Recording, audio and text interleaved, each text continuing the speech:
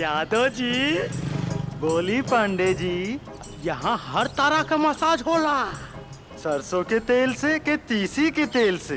अरे महाराज बुड़बक कई बड़ा का। अरे मजा तेल में नहीं की, मजा तो खेल में बा। खेल? कैसन खेल? देखत नहीं की महाराज, अतिरिक्त सेवा भी उपलब्ध बा। तो का विचार बा, ढुकल जाए? और न तो का गोईठा जैसन सुखल जाए का। चला तो चली। चला। का रे तोहनी के लाज लगाता, मुंह ढाक के आइल बाड़ा सन। का लगाता? लाज। चुप मार दे। जे कैला शरम ओकर फूटल करम। एकदम सही कहा ताड़ा। ए भैया यहाँ कितना फीस बा? 3000 और 5000। 3000 वाला तीसी के तेल में हुई का? अरे यादव जी वही तेलवा पे जाके अटकला। अरे तनी खेल पे अटका। देखी यहाँ 2 प्रकार के मसाज होला। 3000 में धोबिया पछाड़ और 5000 में दे दाना दान। बाकी बाहर बोर्ड पे तो लिखल रही अतिरिक्त सेवा उपलब्ध। वो कौन मसाज है भाई? अरे वो स्पेशल मसाज है। स्पेशल मसाज 9000 दाम है और ताक दिन नाम है। का नाम है? ताक दिन। तब बोली कौन मसाज करावे के बा? ताक दिन ना सुन के हमारा भीतरे आहा सुरसरी हो रहल बा। पांडे जी का 9000 खींच के हमनी से तबला बजवाई का? अरे हे यादव जी, ए जी ताक दिन फाइनल बा। पांडे जी रुपया तो बैल खरीदे खातिर है। ए यादव जी बैल के नियर बाहरी खड़ा रहा, हम जात है भीतरी ताक दिन कराए। ना हमू कराई। तब माल निकाली। माल ये ले जल्दी दे। हैला। अरे पूरा माल है ना? गिल्ले हाँ। गिल्ले।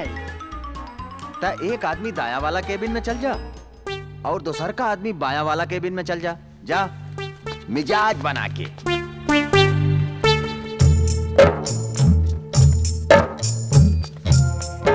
यहाँ तक केहू लौकता ही नहीं थे।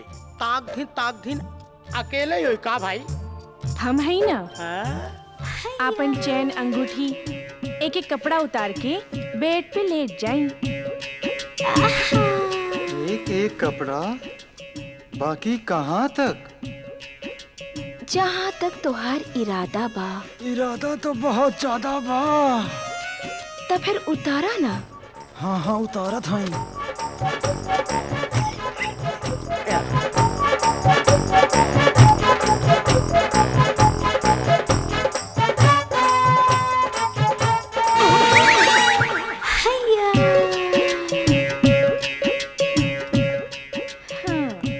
जोबन है जौनपुर, कमरिया है काशी।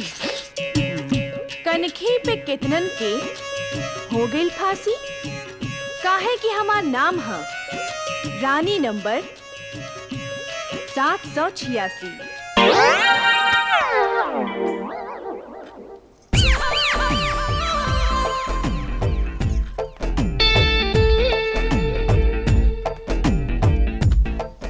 ए तरह लेट बा तब बिहार लुट जाई। जनाब कुछ देर में राउर एक अंग के मसाज माने की मालिश शुरू हो जाई।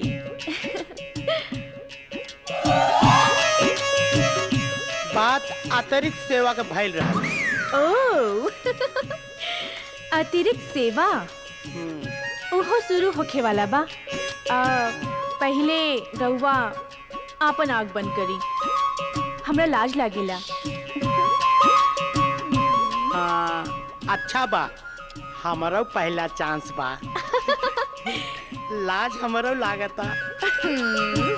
अच्छा हम अपन आग बंद कर लेत बानी। जी हाँ?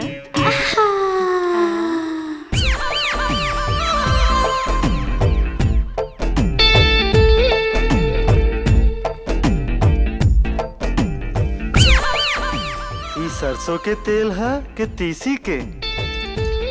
अभी पता चल जाई। यादव जी, जब राउर बॉडी में 9 हॉर्स पावर जैसन शक्ति आ जाए।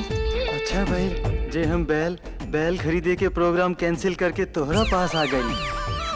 अब अपन आंख बंद कर ली, काहे से हमरा लाज ना लागे। ला कर ली। ओ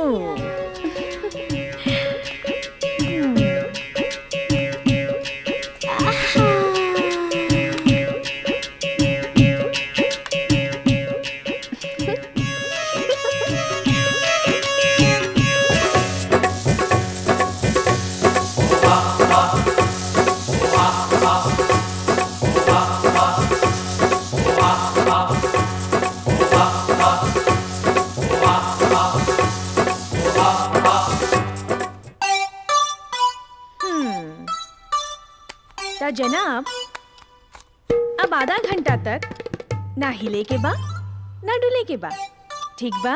तो हिले डोले का प्रोग्राम कब होई? होई जल्दी होई, बस आधा घंटा बाद। ऑल द बेस्ट।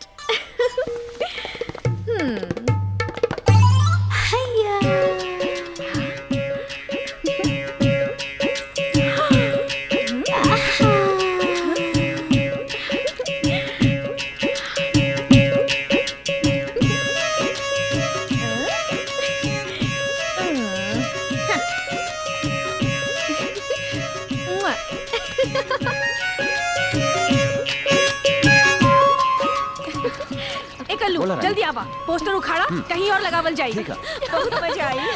हमके भी चल।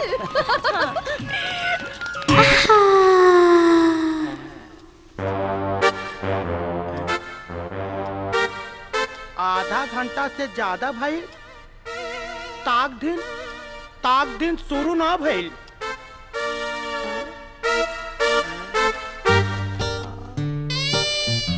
ई लड़की कहाँ गई?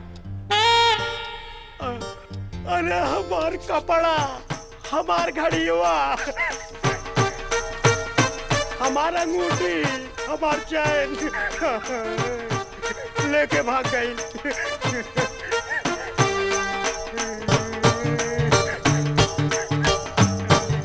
अब जिंदगी में ना मसाज कराऊं। पांडे जी, का यादव जी, ना सरसों के तेल लागल ना तीसी के। 60-70 हजार रुपया चूनो लगाए देले। हे भगवान, बाबूजी के का बताऊं, कैसे दिखाऊं? एक ताक दिन ऐसा नहीं होला का? हमने के बुझाते ऐसे नहीं होला।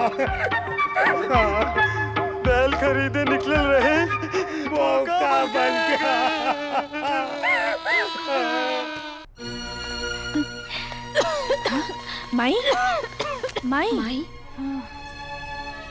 माई, अब परेशानी की बात नहीं खे, तू जल्दी ठीक हो जाइबू। हम तो हर इलाज बड़ से बड़ डॉक्टर से कराए। रानी बेटी, हमरा इलाज में तो बहुत रुपया लागी। इतना रुपया आखिर आए कहाँ से? माई, तू रुपया की चिंता बिल्कुल मत करा, हम रुपया के इंतजाम कर चुकल बा। देखा, इतना रुपया आइल कहाँ से? अरे वाह भतीजी, इतना रुपया में तो तुहार ढेला 3 महीना तक दारू में डुबकी लगा सकेले, बुझली?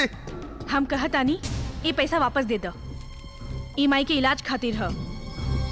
अरे भतीजी, बूढ़ पुरानिया है ना, टीने ही लोटा के जैसन होला, जो उम्र के झटका से पिचक जाला, और पिचका लोटा के सोच करे में खर्च करे से का फायदा वाला? बस चाचा, हमारे माई के बारे में कुछ मत बोलो, चुपचाप ये रुपये वापस कर दो। अच्छा, सालिम मातारी की बड़ी चिंता बात हो रहा के, और चाचा के दारू पिए की चिंता नहीं के? चाचा, तोहार दारू से ज्यादा जरूरी हमार माई के इलाज बा। बिल्कुल ना, 3 दिन से एक गुट खातिर हम तरस रहल बानी, ऐसे ना हमें पैसा बिल्कुल ना दे, और हम तो जा रहल बा दारू पिए। चाचा, तू ये पैसा नहीं लेके जा सकत, हम इज्जत से कह रहल बानी, पैसा हमरे हाथ में रखा। एक बात कान खोल के सुन लो, जैसे हम कहता नहीं वैसे करो, ना तो माँ बेटी दोनों घर से निकल जा। ये रुपया दे दा चाचा। एकदम ना। ये रुपया हम लेके छोड़े। तुम्हारी मजाक। दानी दे रुपया। अरे ये बुढ़िया चल। चाचा माई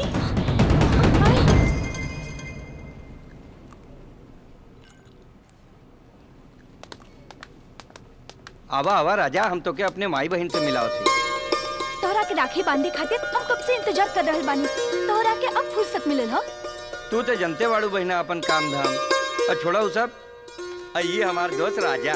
राजा ये हमार बहन। काश कहीं हमरो एगो बहिन होत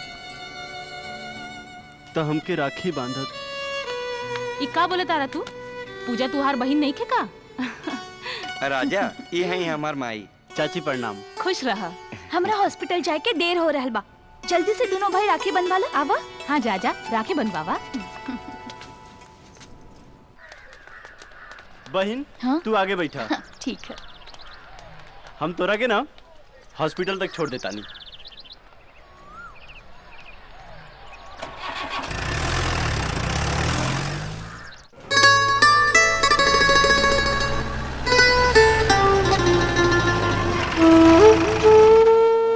बहन इतना जरूर ध्यान रखिया, तू खाली मुटका के ही ना, आज से हमार भी बहन बाड़ू। जरूर। आज से हमार दूधू को भाई। अच्छा अब हम चले तानी। ठीक बा।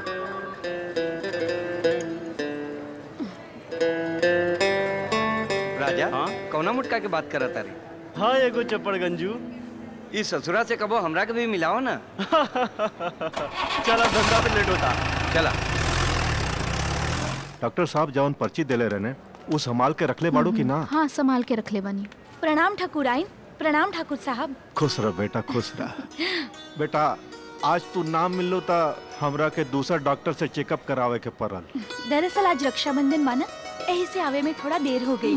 खैर और सुनाई, कोनो परेशानी की बात तो नहीं खे? जेकरा तरह ऐसन डॉक्टर मिली वो मरीज के का परेशानी हो सकेला। अच्छा अब हम चले तानी। ठीक। प्रणाम। हीरा ऐसन लड़की दिया। चला 100, 200, 300, 400, 500, इला। 600। सवेरे से बोरी तक नहीं के भइल। सांझ तक कुछ ना कुछ जरूर हो जाए। अरे वो देखा बकरा भेटा गई।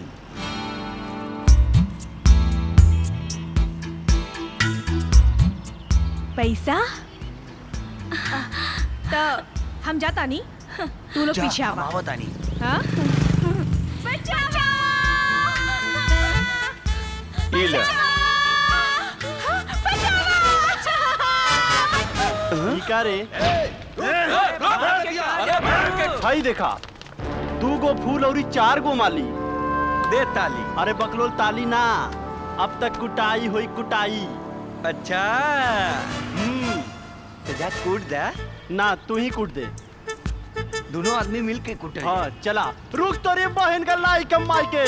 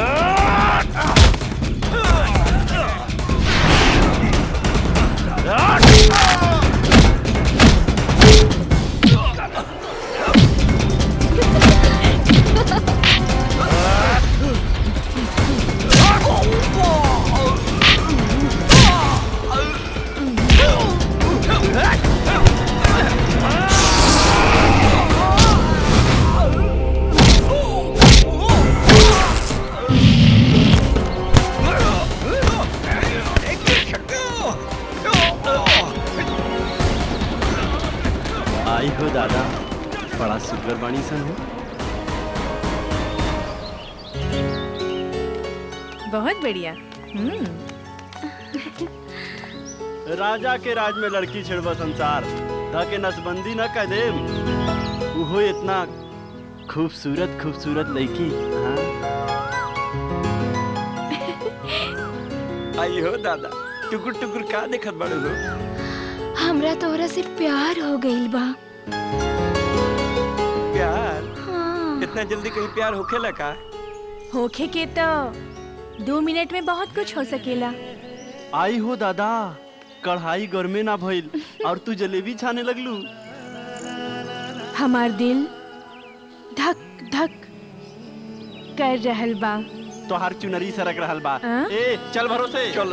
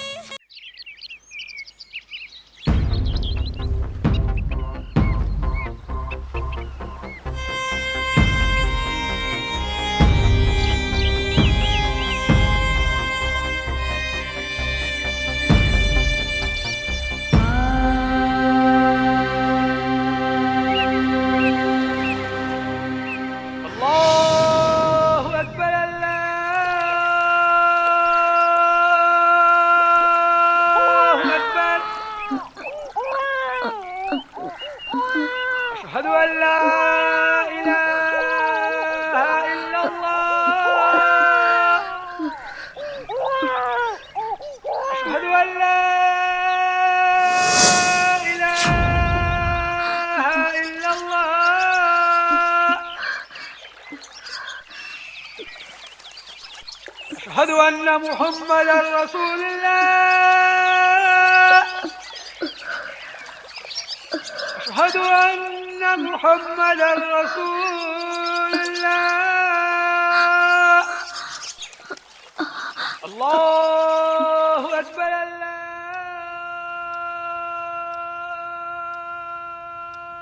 अकबर। अशहदु अल्ला हाँ? ये बच्चा हमरा पास ज्यादा समय नहीं के एकरा बारे में बतावे खातिर।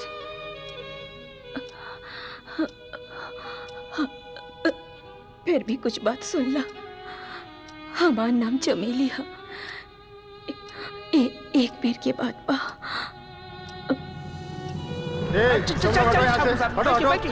चलो अपने घर चलो चलो। चल निकल यहाँ से चल। हमरा ठाकुर साहब से मिले के बा।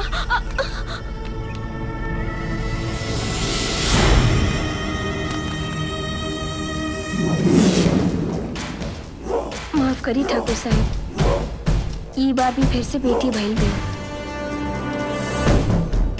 ले जाके एकरा के भी गंगा में बहा था।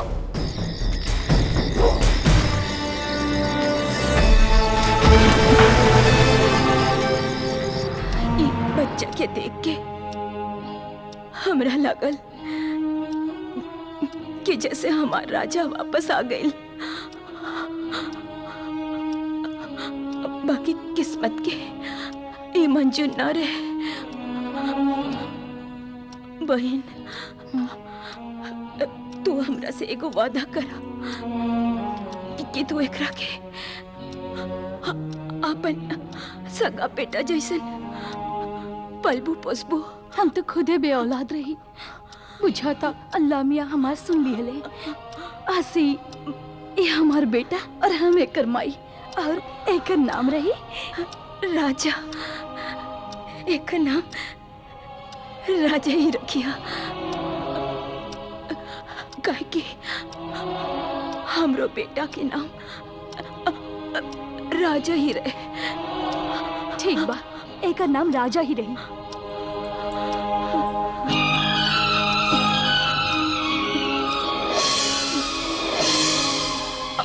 और एगो वादा करा, राजा के ये बात राजा के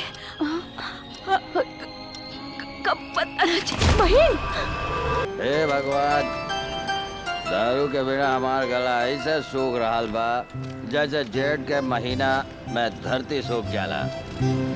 हमरा पर एगो उपकार कर और कहे से हमरा गिलास में दारू डालता भगवान। हे भगवान, कहीं से हमारा दारू दिलाता भगवान। वाह भगवान, बहुत जल्दी है तो ले ला भगवान, और दे दा भगवान, पूरा गिलास है भर दा भगवान, बड़ा जल्दी, बाप रे बाप, दे दा भगवान, बहुत जल्दी, वाह भगवान। भगवान दे दा ना, न दे बा जायदा। ऐसा मजा तो आज तक कौनो दारू में ना आयल भगवान।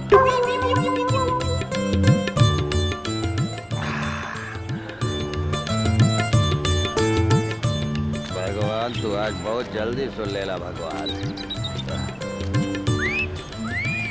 का हो मनसुख दास, हम राजा के कहीं देखला ह का? ना, आज तो हम भगवान के देखले बानी। भगवान के? हाँ। बाकी केने? ओने। हाँ? ए, रुक रुक बताओ तानी। रुका, हमारा हल पानी। रुका से भाग, माई आ गई। हाँ राजा भाग। आज तो बहुत मजा आ गई। दे ताली, दे ताली।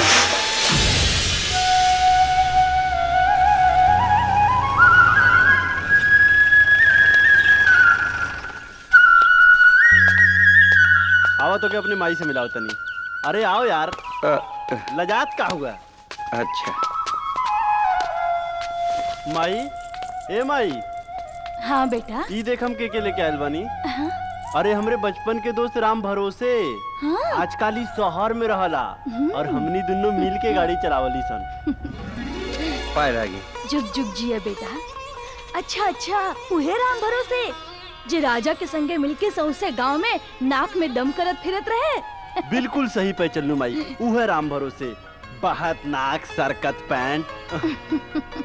अरे यार, तनी हमरो तो ख्याल रखो। बाकी बेटा, बचपन से गायब भइल जवानी में कहाँ से आ गई? चाची, दरअसल बहिन के डॉक्टरी पढ़ावे खातिर हमार पूरा परिवार शहर में जा बसल। आजकल उहे हमार बहिन डॉक्टर बड़ी। ई तो बड़ा खुशी के बात बा। और एगो दोसर खुशी के बात बा। कौन खुशी माई? हम सोचले बानी कि तुहार बियाह राम बेचन बाबू के बेटी मंतुरनी के संगे कर देम।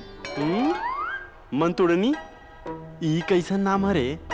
नाम से बुझाता घसकटनी। माई, लड़की तो नामा से घसकटनी बुझातिया। शरीफ घर के लड़की के तू घसकटनी कहत बाड़ा?